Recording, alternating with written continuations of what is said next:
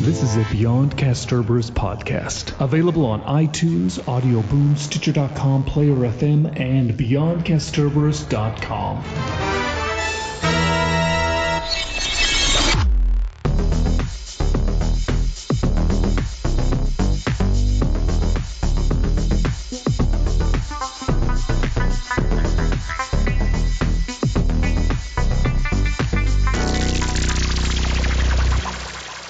Join us, dear listener, for another podcast with a K, with me, Christian Cawley, and him, James McLean.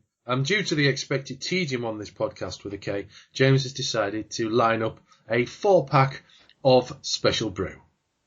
We've started, have we? I just thought I would, yeah. Right, okay, fine, fair enough, yeah.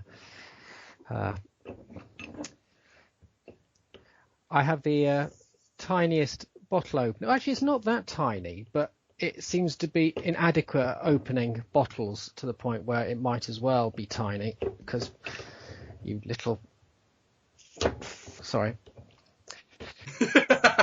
Hold on, everyone. There we go. There we go. I've had 1 pint in the past 2 or 3 months. No, I don't. I can understand why she can't drink. I'm not quite seeing why you can't. Driving. Oh, I see. Right. Yeah, fair enough. Yeah. But the police have something to say about that. So. Yeah, but you don't have to always drive. It's not like she's the proverbial David Hasselhoff and you're. Well, no, she is. Kerry doesn't drive. Okay. So. Okay. I'm Kit. Yeah. I'm a camp robot in a Despite the fact that he always drove more or less, which is always interesting because it sort of says something about that sort of hypermasculinity, doesn't it? That he has to be the man. The man drives regardless, even though you've got a computer which can drive ultimately far better than you and can calculate everything. He still has to drive it. Well, you say that, but there's he does like to be in control, does Michael? Yes. So I think it's more than just the driving. Oh, right. So you think there is some sort of character motivation here? Yes, I do, yes. He's in control. Well, I would argue against that by putting forward the card of his big, thick belt buckle and his heavily open shirt, revealing his modically fairly hairy chest. I've not even had any beer yet. A modicum of hairy chest. I don't know. No, not even a sip. Okay. No. Anyway, so what are we talking about today? Okay, so we're talking about Doctor Who. Specifically. Well, no, nothing specific, actually. We're just about Doctor Who. Generally about Doctor Who. And then we'll do another podcast later in which we're going to talk about Star Wars in a similar kind of way. The reason I want to talk about Doctor Who is there are a few things that have happened over the past few days. To get us started, we're going to move on from this, but I was very interested to see the reaction to our last podcast, which I feel has this was a podcast that had quite a long gestation for a start off, because we were kind of, the three of us, myself, James here, and Brian Terranova, were a bit reluctant to watch it, I think is probably the best descriptor. And as I say, I watched it twice. If you listened to last week's podcast, you'll know that I watched it twice. And then once we'd recorded it, there was not the usual consensus that it was a good podcast, which then meant some editing. And then I went back and I did extra editing, and I kind of what I've never done before. It's the kind of thing that you sometimes hear might happen on shows like Top Gear or some other show with like multiple hosts, is that each host had more or less the same time talking.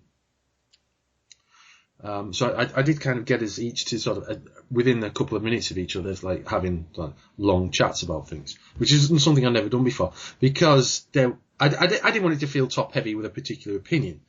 So it was nice to see that we weren't being. It was basically good to see that there was some reaction that wasn't like you guys have been complete dicks. Right, good. Which was good, because I was very I was concerned that might happen, basically. And And so, you know, we've got this thing about Doctor Who being, it could be better, okay? And I think that's something that we're going to go on with through Series 10, as a kind of, an editorial, for one of a better words. I'm right there, aren't I? Good. I'm glad I am. So anyway, so that's that. So thank you for everyone whose messages, whether you disagreed with us or not, thank you for messages and giving us your feedback on the podcast. Whatever the feedback is, it always helps. Whether it's on Facebook or Twitter or wherever, thank you. And thanks to the hundreds of people who have listened to last week's podcast with a K, which hit 500 within 36 hours of publishing. So that's good. Now, there is something with regards to Doctor Who and Doctor Who Series 10 and the Doctor Who Christmas special that we didn't cover last time, isn't there? Yeah, I don't know. There's several things probably, but let's see what you think. The trailer for Series 10. Okay, the trailer, yeah. So what I thought the two of us could do, I thought the two of us could watch the trailer as a kind of commentary. Okay, yeah. Right now. Okay, so we're what we're going to do is slightly different to usual. We do commentaries. You probably enjoy our commentaries, and if you don't, then hey, why not? And what we're going to do a short 1 minute commentary at most on the Doctor Who Series 10 trailer, because I think there's some interesting stuff in there that we can have a chat about. So if you want to play this game with us, we're going to start in 5, 4, 3, 2, 1. This is going to be very fast paced. I didn't like this. The chips again. Again, it's the whole sort of class structure that defines a companion. Feels like a drop back to Billy. It does feel like a retread, but at the same time, I think it's a retread that's probably worth taking, given recent events. Possibly, but it feels like a sort of Rose position. You know, now I see everything differently. Or Donna. But were they really bad? I mean, how surprised by things was Amy Pond? How surprised by things was Clara? I know. Smuggled Clara.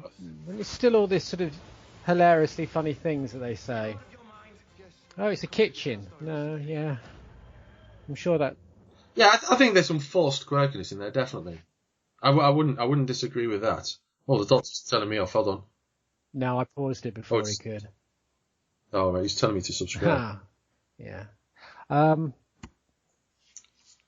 Yeah, no, it's... Yeah. I mean, I think it's a better flavour than what we got whenever it was during the summer. With that little that Dalek exchange. Yeah, but that Dalek exchange looks like it is actually part of the... It does, yes. To yes. me, I'm not particularly happy about that, because I thought that was an awful bit of writing. I don't... I mean, she seems like a fair enough actress. I just don't like the look of her character. Character just feels like a very forced retread of what we've had before, but pushy. And I always think that's a bad move. I think characters, when you're introducing new characters, especially with women, I've noticed this, and it is always with women characters. And it goes back to this whole thing that a woman can't be considered a strong character unless she's a major head in her field of some sort, or she's got lots of one-off quirky lines which shock everyone. Having a normal female character is just like, it's just not interesting. The woman's got to be something more than an ordinary person to be worthy of being on the screen. And it kind of almost has that thing, and this is totally unintentional from Doctor Who's point of view, but it almost has that sort of thing with the companion to a certain degree, that the companion has to sort of live up to a certain criteria of being special to the Doctor. But given that companion who has to live up to that criteria is always the woman, and yeah, the men appear as well, but they're sort of grudgingly accepted. It just kind of feels like that, if an ordinary woman who was just sort of quite average, who sort of wandered into the TARDIS, would just not be good enough for him. She has to be something better than a normal. And yet the men don't have to really have that. Eventually they might do something slightly crazy. It's like Rory sort of showed his heroism later on, didn't he? And he became the Roman. And Mickey eventually became sort of quite a strong character, but initially he was fairly feeble. So the men are allowed to be ordinary and then become big, but the women just have to be big from the start. Otherwise they just don't seem to be worth being there. And that sort of really bugs me. And they need to stop that. And this Billy character is just the epitome of that again. She can't just be an ordinary person who actually grows from the experience rather than being a super person who comes on board to show how super and fitting she is. Well, we don't know that yet. But we feel that. I mean, you can see that in the Dalek extract. The whole Dalek extract is about her belittling the power of the Daleks, which is acknowledged that the audience already presume and already know. So she's subverting that sort of strength in a sort of humorous way for the Doctor to explain it and to create this interesting tension. But by creating this interesting tension and this humour and this levity and sort of this sort of meta reflection on the Daleks, you end up with her essentially, like I say, coming on board too suited for it. So unless they do sort of like they did with Rose and have her extremely cocky at the beginning and then sort of destroy her almost by the end, while they destroyed Rose by having her locked out of the universe. But unless you start doing that sort of thing where she realizes that she's wrong at some point, and or like Clara did, but even that went wrong, didn't it? And she became as powerful as ever by the end of it. It doesn't really work for me. And if they do it that way round, that sort of almost makes her quite a sad character, because all she was, and this show sort of suggests, if you serve chips, that's a bit pathetic, isn't it? I guess I don't like that as well. Well, the chips thing's a hark back to Rose, isn't it? Because, she was, she liked chips, and she also served chips in school reunion. Which she was not happy with. Yeah. I know I'm making loads of criticisms here about this, but that sort of bugs me as well. There's this sort of suggestion on roles in life that, all I do is serve chips. Well, someone's got to serve chips. Yeah. Well, maybe someone has got to serve chips. Maybe also it would help if... Oh, God. This is the sort of thing that starts me off on a rant and verges into the area of the current social situation in the UK. But perhaps if some people just actually got off their backsides and went out and met real people, they'd find out that working class people don't all serve chips. That's it, yeah. I kind of feel that that's meant to sort of classify her, sort of give her societal class. And so we automatically... That almost becomes a signifier, doesn't it, to what she's meant to be? She serves chips. And so, but is it a stereotype, or is it an archetype, or is it sloppy? Well, I mean, in the end, she'll be playing to this type that she will then defy by showing that she's amazing, and it'll be that sort of Cinderella sort of idea. But in a way, it still sort of gives this, as you say, this idea that working class people they do their chips and God, a bit of a boring life. Wish they were, creatives. Same the way Hollywood does with the white collar office worker who sits in the office all day, bored, wishing to be something else, and then by the end of it becomes something better or super or has an exciting adventure and drops the job, whether it be American Beauty, whether it be The Incredibles, that sort of thing. And yet, you'll see some statistics say that actually office workers tend to be some of the most content people. Creatives aren't, because creatives have a very high stress load. They don't know where the next job's coming from, long hour days, uncertain conditions, can often be poor pay, and yet they'll be the ones who'll be writing these these programs reflecting society where creative is the way to be, and anyone who's doing any sort of dull job is actually really unhappy because they should be doing so much more with their life. So yeah, it pisses me off. So what was good in the trailer? Well, I think it was nice to see some snaps of what's going on, what's going to happen. The Doctor wearing a hat, Doctor in the spacesuit. It looked like she was getting into things, Billy. Yeah. Bill. Getting into things and getting into situations in a way that you didn't really see Clara do. I do think that they are trying to push Doctor Who into a kind of, and it has been said, but into a kind of non-total reboot sort of area. Although, that's fine. And that might be the answer to my next point. But why is it she doesn't know what a Dalek is? Oh, who cares these days? I mean, I don't know. I think the show as it is, that's the least of its problems. Stuff in there that did interest me. I mean, obviously they've done this very shrewd connection with Power of the Daleks. there seems to be some certain suggestions that there's either going to be a sequel or prequel to that involving the potentially Movellans from screen caps. And again, I'm mixed on that. And one way that could be fun if it's made to be its own story. If it's made to be some sort of revision, sequel or prequel, or it hinges on Power of the Daleks, I think that's again the wrong way to do it, as it was with the Davros in the last series. The great thing about Destiny of the Daleks and the Movellans, and it depends which way you look at it. Hey, look, disco androids, and that can be kind of cool.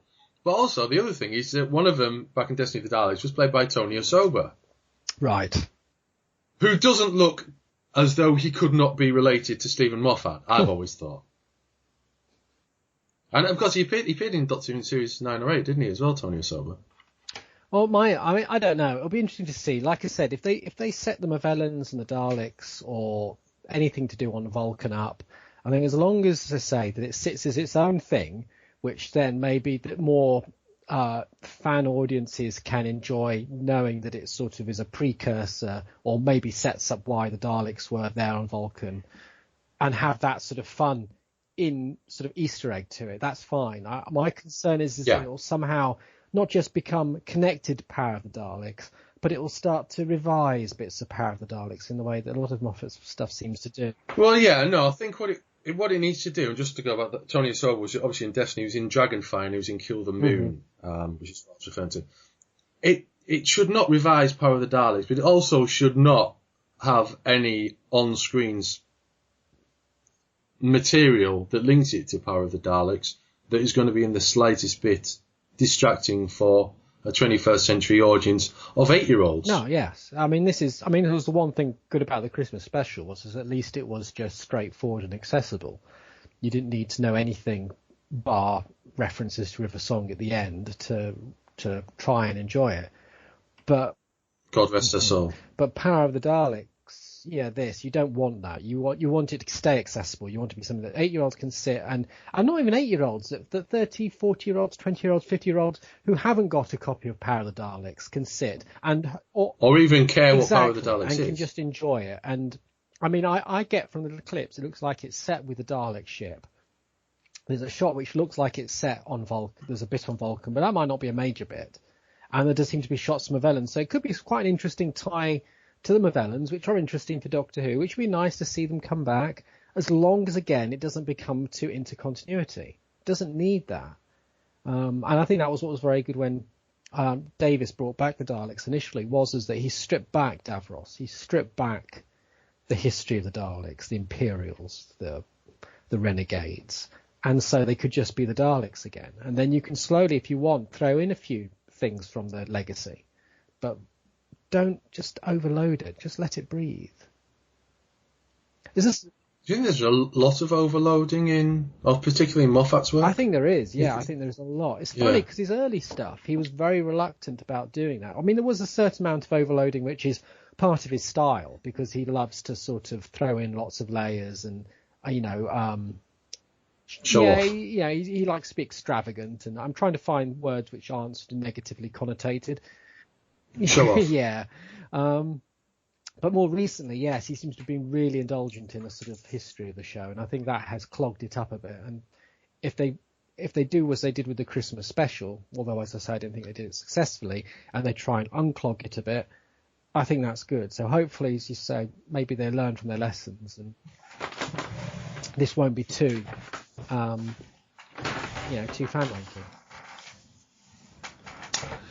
Yes. Nice, yeah. I thought I conjured image of you actually sleeping in your office drawer then.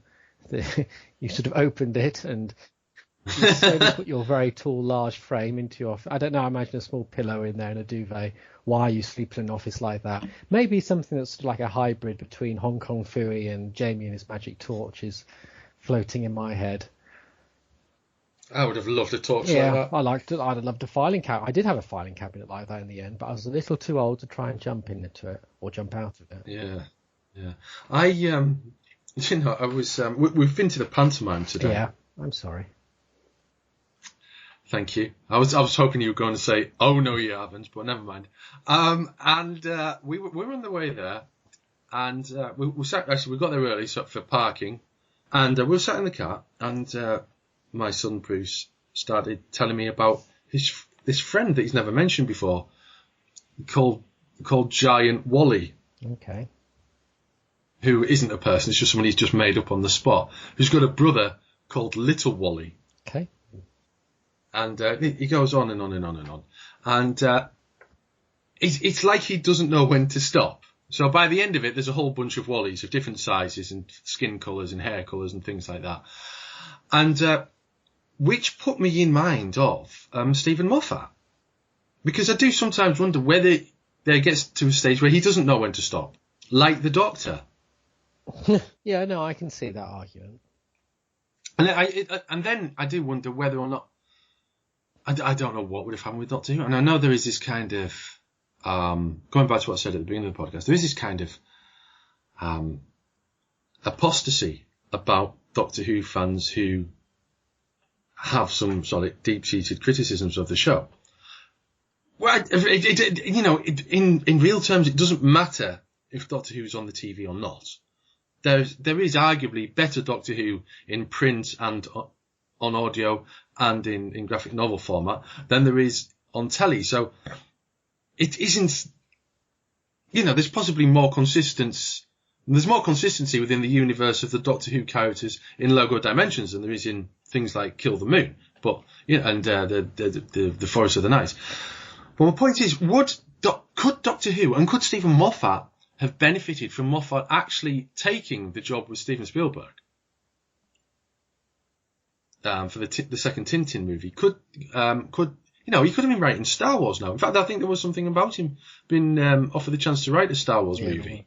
Could that have made Stephen Moffat a better writer? I think I think one has to be careful about saying better, because I'm not. Okay, yeah. Could it have stretched him as a writer into new areas that he doesn't get with Doctor Who? Might have. I think he's a fairly versatile writer. I mean, he writes. Mm-hmm. Oh, well, no. I mean, I've had my tickled many times by Stephen Moffat. So, what my point was is I wondered to some degree whether these sort of you can't call them cult genres because they're not. Cult isn't a genre, but it's these sort of things like Sherlock and Doctor Who. I wonder if in the end they become too safe. And they become, in a weird sense, too easy. I mean, I imagine they are very hard to write in a lot of ways. But the flow of what you do, do you become too locked into a certain pattern, which if you are pulled out and do other things, you might actually find more pleasure in challenging yourself, in doing something that's not such a mixture of free form and comedy and fantasy, and actually locks you down into having to try and do something which is perhaps a little more, more realist or with different conventions. I don't know. But yeah, I agree. Maybe that would be good for him. Maybe you can spend too long doing these sort of things. Because when I was watching Sherlock in New Year, which was terrible. Mm-hmm. And well, it was Gates who wrote that. Yeah, it wasn't Moffat who wrote it, but I was kind of feeling when I was watching it, there was so little difference now between the Doctor and Sherlock that you could swap their lines over and you wouldn't notice much difference. The way that they interrelate with their companion is very, very similar. The way that Capaldi will misread the sex of a person. Also, that was more Matt Smith, wasn't it? There was a sort of suggestion that sort of thing was so trivial. Or get a name wrong, and you'll get Sherlock doing the same thing. And so they're very, very similar beasts, whoever's writing them. And maybe, he needs to step back and breathe. And it worked for Gatiss, because, I mean, Adventures in Time and Space was a very different thing to write than Doctor Who, strangely. And I think it showed another side to him. And obviously League of Gentlemen, again, his co-writing in that was very different to Doctor Who. So, funnily enough, I think he does get a bit of freshness occasionally. I do feel, and I know you weren't that impressed with that episode of Sherlock. I felt it was the best one since the middle of the second series. The second episode of the second series, I think it's probably the best one since then. But I do enjoy Mark Gatiss a lot more than anyone else. His Mycroft character. Perhaps him and Eunice Stubbs. Mycroft's quite enjoyable to watch, but it does feel almost like a theatre play of where there's only like 5 important people in the entire world, and then everyone else sort of circles round them, orbits round them. I do also. I always increasingly I found the relationship between Watson and Mrs. Watson annoying. Well, they're not very real, are they? I think that's. They don't feel nice. They don't feel like a couple. Which is obviously ironic in many different levels beyond the confines of the Sherlock narrative. They just don't. There's something unrealistic about it. And yeah, they're acting on television, I know, but they were married and then they weren't. But that whole sort of from beginning to end, I think Amanda Abingdon, she doesn't come across as a particularly nice Mary. I don't think that's a criticism of the actress, because I know she's a good actress and I've seen her in other things and she's been great. But it's just there's something a bit. I'm dancing around the word. I'm going to have to say it. There's something just a bit smug about her. Well, I think she's smug, and there's no consistency to her, because on one hand she is this hyper spy, and the other hand she is this very good, kind housewife, which is how she's been painted for most of it. And I just don't think they really ever marry up, those two concepts. No. And there's never any attempt to. She doesn't want her past anymore. She just wants to be the happy housewife. And it's like, why? I don't quite get that. And if she is just trying to change herself, how often do people change that easily? They don't. And she only changes when she has to, when she has to go back to work almost. And it's a bit. Yeah. Well, let's. Just while we're talking about Charlotte, if we just wander into spoiler territory before we finish this podcast, there's a rumour going on that she's not dead. Oh God. And that she was the woman at the bus stop in disguise. Honestly, I don't care. I really don't with that show. It's just gone beyond awful. I mean, to me, that was the worst thing I've seen in a long time. It's like I said, it's why I enjoyed Jonathan Creek more, because Jonathan Creek did what it said on the tin. It was a silly mystery, which wasn't perfect, but you sat down and you watched a silly but quite well formulated mystery. With Sherlock, I'm sitting down waiting to see where the mystery appears, and it sort of does guest stars. Occasionally the mystery will appear, often in a short montage clip, before it goes back to seeing how Sherlock, John and Mary are having a baby. And it just all feels like an inverted mess. I thought something perhaps we should talk about, and we talked about Sherlock and Doctor Who, something we didn't talk about, and that's the ratings.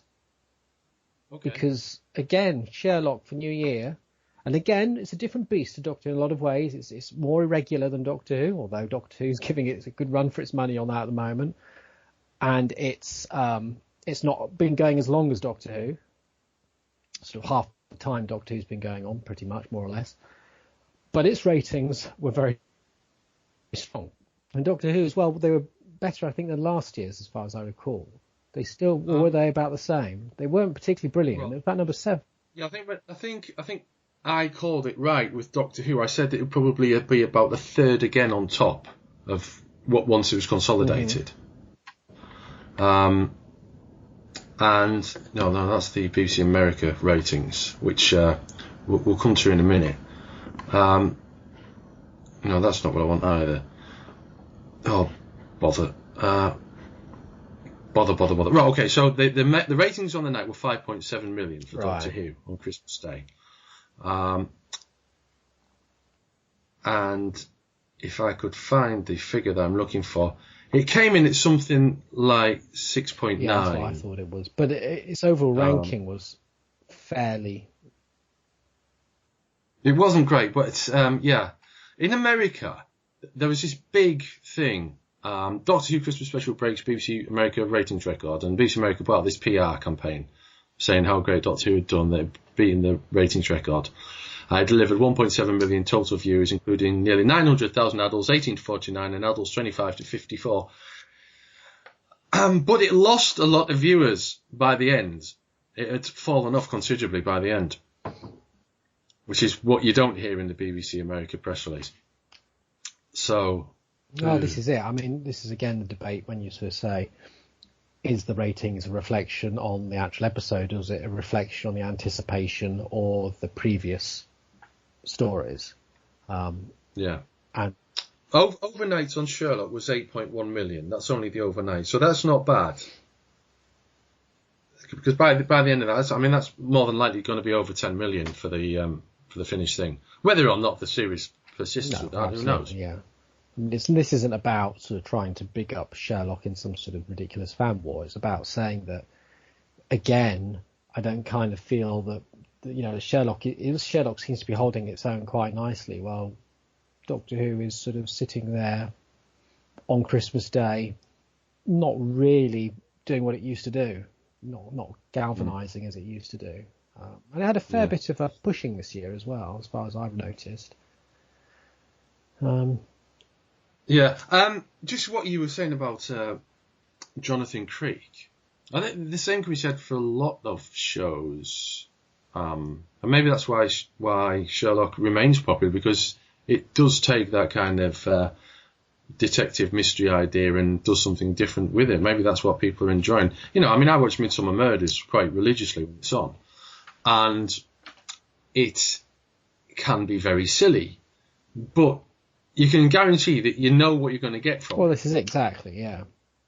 And I just kind of felt with, both with Doctor Who this year and with Sherlock, is that they just seem to meander in a sort of like a populist way. That Doctor Who was meandering in a sort of, well, superheroes are kind of popular, and I do kind of get this feeling of potential backdoor pilot vibe to it.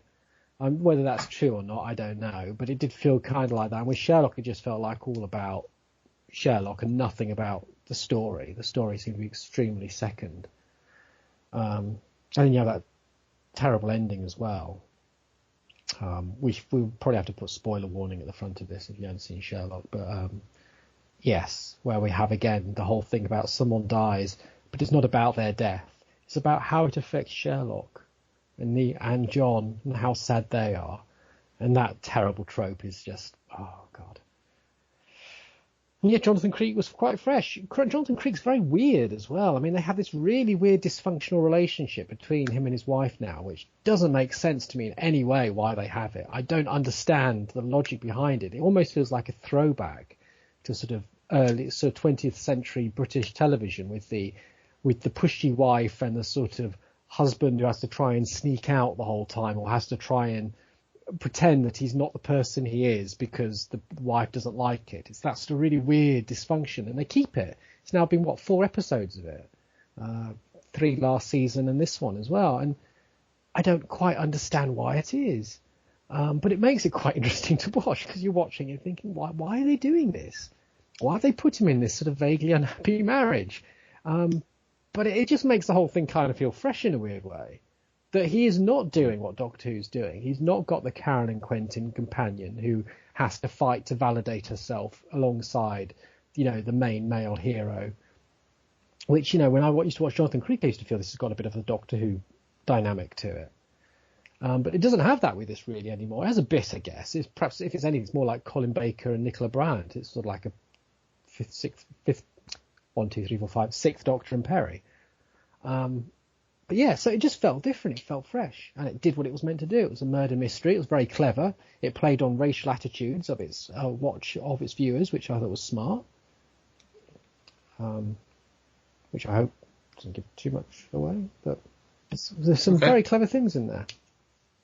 Okay, so so there you have it. That's this week's podcast with a K, in which we established that perhaps the big shows on the BBC roster of programming with connections to Stephen Moffat are perhaps not doing what perhaps we're expecting them to do, whereas other shows are doing those things.